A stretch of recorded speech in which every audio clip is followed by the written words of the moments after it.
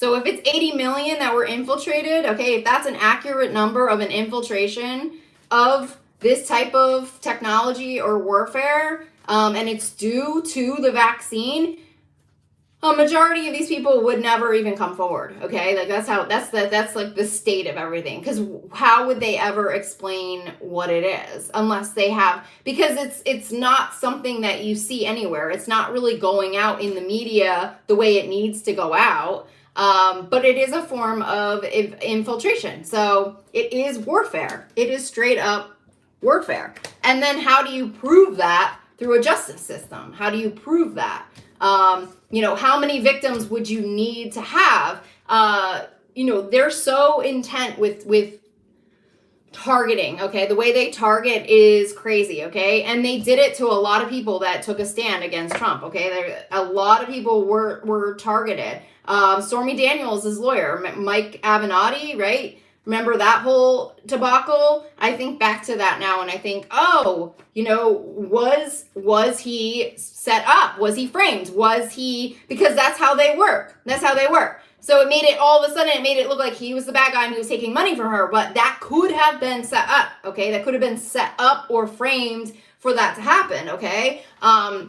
They are very evil, these people. I mean, they are evil. Like, the Trumps are the most evilest people ever. I have to tell you, from what I have dealt with this system and stuff, the energies that come in from this group is just pure evil. And it might not be the Trumps per se. It could be their owners. It could be the people they're in bed with. It could be their network, okay? But it is pure evil on every single level because they are infiltrating people in a way that is so, I can even say, it's just like, they can see everything you're doing and then they can turn it against you, okay? But because of these technologies, they can work on you.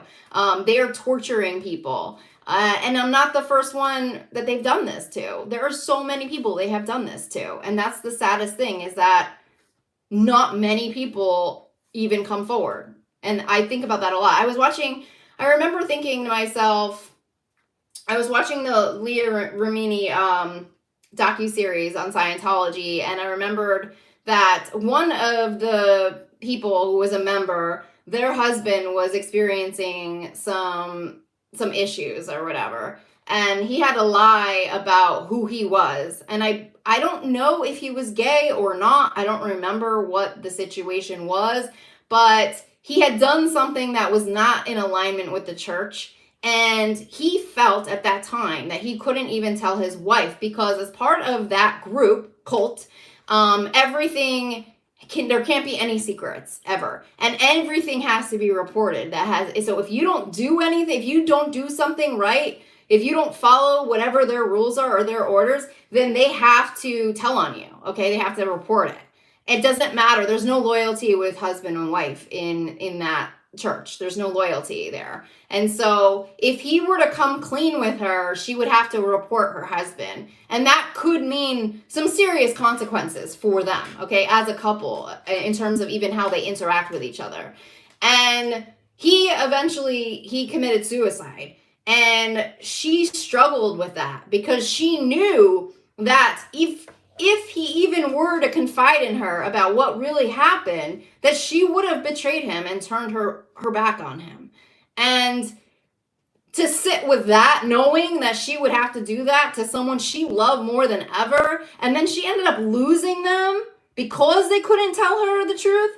That's kind of the energy of this group, okay? There's a lot of that with this, because it's connected to a lot of these church, whatever they are, or cults, okay? This network is dark, and they're monitored, they're tracked, and a lot of them have to do this type of gang stalking to people who speak out against them. I don't know if it's just part of their protections or how they stay afloat. I don't know, but this is just who they are and what they do. But that is a seriously threatening group, and I've talked about it a lot. That is a cult, that is a terrorist group. And it should be it should be shown as that. It is a terrorist group. That is a terrorist group. Anyone who would do that to someone, that's not a church. You do not do that to people. You do not, gaslight people. You do not get in trouble for living a life, like everything they've done, it's a form of terrorism. It is a form of terrorism. And there are other churches that I'm sure are very in line with that. They're very in line with those same kind of whatever bylaws or belief systems. And these people are trapped within these religions, are trapped within these churches, and they can't leave, because if they leave, they're exiled, okay? And then they lose everything, and they have no way to make money. A lot of them don't know how to survive. There might not be anywhere for them to go. And when they target you, they're targeting your money, man. And if you don't have anyone to stay with, you don't have anywhere to go, where do you end up? I think about the homeless situation within Los Angeles. And I like I said on the other video, part of me just wants to go down there and just start interviewing everyone, because I honestly, I just wonder, the culture, or what their backgrounds are and where they came from, and like understanding because I almost feel like a lot of them could have been victims of these types of groups where there really is no outlet or nowhere for them to go. There's nowhere for them to survive. Spilling the tea. I don't know how I'm supposed to spill tea. Spilling the tea. But right now, I just feel like, let me see if there's other messages to get out. How are you guys doing today? Do you guys have any comments or anything to add to this? Here we got Vegan and Nate coming through, Tammy and Renee. Right now I'm feeling like just people, just are afraid, okay, of coming forward, all right? A lot of people I know can't come forward, and they can't talk about what they do, because 1, they're committing a crime, 2, so they're probably not going to help themselves, and 3, they might not feel that anyone would believe them, or they might be monitored themselves, so they might not be able to come forward about any of it. But this is what's keeping the Trumps in power, okay? That's what's keeping them in power, is this type of network, okay? This is what is keeping this dictatorship going, all right? It's fueling it. And so if they infiltrate anyone within our justice systems, justice departments, with this type of technology, with this type of warfare, we really would be in a situation, okay? And they know that. And they are banking on it. And not only that, but anyone that is getting in their way, they are targeting them on a level that is so illegal and criminal, that I don't even think a lot of people would believe it. It's a sci-fi movie, honestly. Like, I can't even go into the stuff they've done to me. Like, I have seriously felt like what has happened to me, how could I even put this? I feel like I've been a prisoner of war. Like, I really feel like I've been a prisoner of war. I feel that I have been in like the darkest prisons imaginable. Like, that's what it feels like has happened to me energetically. Like, I have been tortured, but not only that, like violated, and like on a level of like where they're drilling me. Like, I feel like I've been like violated or drilled by like generals and shit like that. Like, I have, I don't know if that's the case, but like I really feel like that's the level of the interrogation. I don't even know. Like, I don't, like, the level of what I have gone through is so insane. Like, no one would even believe it. Like, no one would flipping believe what I have been through. Like, it's so crazy, and I don't know that I would either. I don't know that I would believe it per se unless it happened to me. But that's why it's important that other victims come forward, because it's like there's no way that people are going to even believe it at this point unless other people really start to come forward. I did find all of the Navy patents connected to this MK Ultra, though. I did find all those patents the other day, and it's there. The technology's there. In fact, one of the companies or corporations that created or backed one of the patents was Rolls-Royce, which I thought was really interesting. Like, Rolls-Royce, like, they are the ones that are freaking funding MK Ultra patents through the Navy. Like, that's interesting to me. That was a little unexpected for me. But it was interesting because it broke down where the patents are made and the year they're made and everything like that. So the technologies and everything's out there. It's definitely out there. There's evidence of it. It's just, not understanding that it could happen to you, that it would actually happen to you, is really something unique. So let me see. It seems like this started with you when you had that client. Yeah, it was definitely the client that I had was military. He was Air Force, and he claimed to have a boss at the Pentagon. Now, these are claims, obviously, but I feel I've linked it back to military. I've linked him back in some way. I have found a connection to it. So I know that there's a connection, and I know there's probably a cover-up with it as well. But he came in to just, he came in to get me the F out. Yes, he did. He came in. He was clear as day coming in to infiltrate me and get rid of me. And he was not tied to anything of the light. He was tied to the dark. So, yeah, but I don't know if I will ever get justice for these crimes, because I was moved through many groups, and that's how they get away with it. They move fast. So if one group is like under fire, then they move you to another group. So then at the end of the day, it could be, I was infiltrated probably by, I'm hearing 19 groups. I could be infiltrated literally by like 19 groups, okay? So if you just want to like put it candidly, like, or just like roughly kind of break it down, if you come too close to one of the groups, then they move you to another group. And so I was being moved around. I could feel myself like some days I felt like I was in other countries. Like I literally would feel like I was in Saudi Arabia one day. Some days I felt like I was in space. Some days I felt like I was in Iraq. I felt like I was with military. I would get moved around. Some days I felt like I was in Russia with prisoners. I felt like that's what it feels like energetically. Now, whether or not you're physically there, it's just the energies of people who are connected to those groups or those countries in a sense. Like it's kind of like they're moving you around in different ways, and that's could be through this server, bank server. So they always get references to Deloitte and Touch. Like I always hear Deloitte and Touch over and over again, and I was also hearing PwC. So I definitely think that these are like they could be using a form of like bank servers or something like that that is potentially connecting in with through a coding system or genetic codes. I know they work in codes, programmers, things like that. So, and I've talked about that on Programmed. I did a video on Programmed Lives. These guys need to back off of you. Thank you. They are, this is how they stay in power, right? And they would have to change their entire belief system in terms of how they view power, right? They view power by control, ownership, manipulation, and that's trafficking at its core. And it's through the power of owning people and, having all of the wealth, owning the wealth, that's how they're looking at it. Is that true power though? Are we ascending the ideas of what true power is? Can we ascend that? Can we start to see things in a new way? I feel like we are working on that right now. I think we have to, we've been forced to because of how our Justice Department was compromised, because of how our security was compromised. I feel like because of the infiltration, we're just not talking about it. We don't talk about Trump in the way we need to be talking about him. There's no newspapers covering the stories in the way that it talks about. It's more fear-based titles. It's fear-based media. It is like, oh, they're planning another war, or they have a new nuclear weapon they're working on, or they're threatening us. Like the news stories that go out are not covering the real stories of what happened. And it's definitely by design. I don't know if that's the US, national security that's like, oh, we don't want news stories going out, about the infiltration because it makes us look weak. Well, we would need to ascend that in some way, right? How does that make us look weak if we are aware of it? If we can make people aware of it, how fast we could clean up our country, how fast we can clean up our thinking, getting us aligned, is that an outdated way of thinking? Okay, is that an outdated way of thinking in terms of that's fear-based, that we would look weak? In my opinion, in my humble opinion, okay, because I'm not in their seats and I don't know what they go through, but I would look at it the opposite. I would look at it, to rebuild a power that was infiltrated, to rebuild it from the ground up and turn it into the light, turning it into turning it back into a superpower, okay? That to me is freaking the real power, okay? That's the superpower right there. The one that gets completely destroyed, okay? For example, Ukraine, okay? A country that gets completely annihilated and destroyed and then comes up from the ashes and rises like the phoenix. That's the world power. That is the power. And rises into the light, okay? Rises from the depths of hell into the light, okay? That's the story. If we could come clean with our country about this infiltration and it went out to the media and it went out to the masses in the correct way, then how our allies could finally maybe realign back to us, okay? Because then we came clean with them.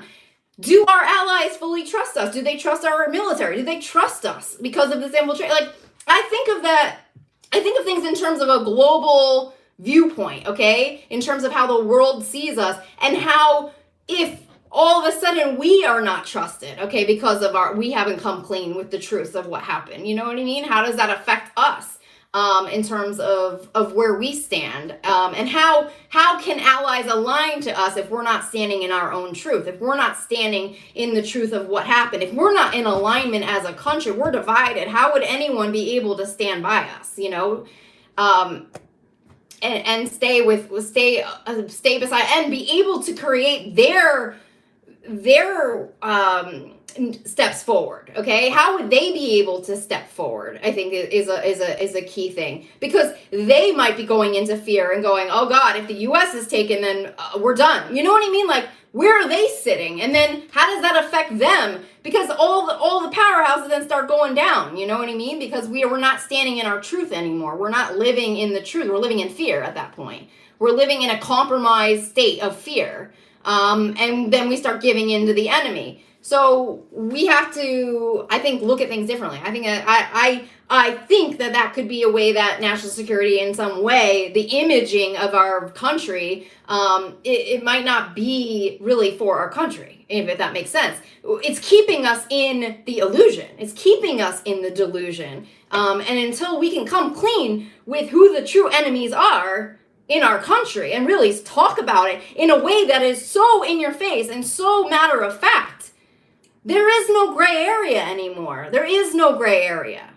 It's just not acceptable, you know? I was thinking that, I'm like, you know, these people are moving forward with this dictatorship. They're standing by Trump as, even though he committed an insurrection against his own country. They're standing by that. They're standing by that. We're not a dictatorship. We're a democracy. Okay, it's in our constitutional laws. You know, we are not a dictatorship.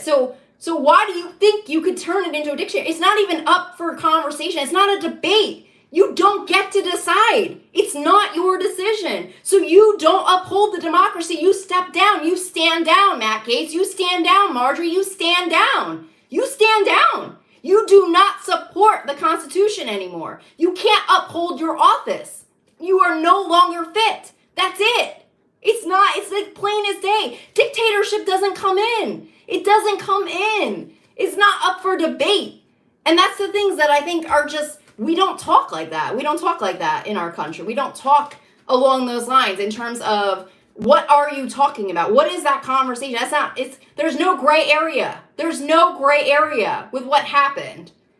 If you are a part of it, like, did you read the report on the insurrection? Did you read it? Did you read the special counsel's report?